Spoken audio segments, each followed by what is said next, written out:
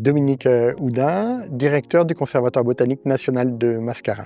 Nous, le Conservatoire botanique, on va être réellement en appui auprès des gestionnaires. Dans le cadre de cet appui auprès des gestionnaires, on va travailler sur le domaine de la connaissance et tout ce qui va être en appui en termes d'action de conservation. Des premiers exemples dont on peut parler, c'est le travail qui a été mené notamment par le CEDTM sur la restauration des plages. C'était une restauration qui était à vocation de pouvoir attirer à nouveau les plages de ponte de tortues. Mais ça a un deuxième effet tout à fait intéressant, c'est que ça contribue au maintien et à la lutte contre l'érosion des plages. On se rend compte qu'en fait les végétations indigènes étaient beaucoup plus adaptées à maintenir les plages plutôt que par exemple une espèce exotique comme le filao, dont on peut voir qu'il se déchausse au niveau de l'ermitage, alors que la liane Patata Durand va maintenir la plage, et derrière on peut avoir les lataniers, le veloutier, qui vont venir compléter, donc conforter la plage, la dune, pour éviter qu'elle ne s'en aille avec l'élévation au niveau de la mer.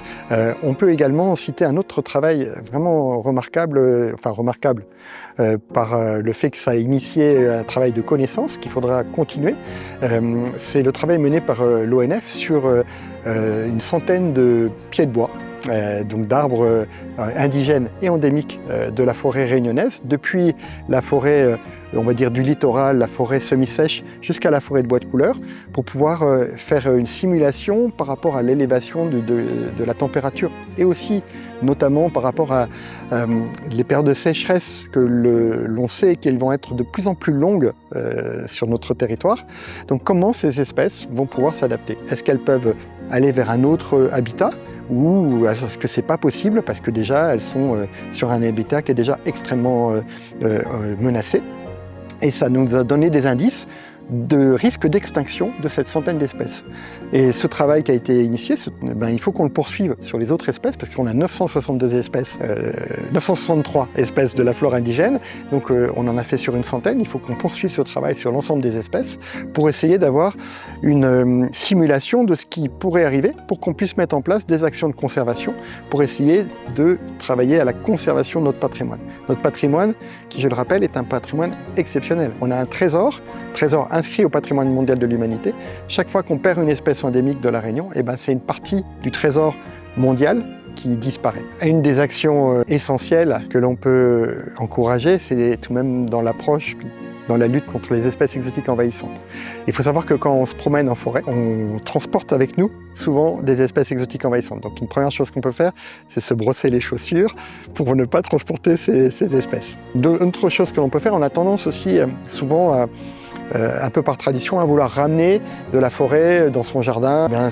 Il vaut mieux laisser en forêt les espèces, c'est là qu'elles se trouvent le mieux. Après, nous, on mène un travail aussi sur une banque de semences. Donc l'idée, c'est aussi de pouvoir proposer les espèces de la Réunion, indigènes et endémiques de la Réunion.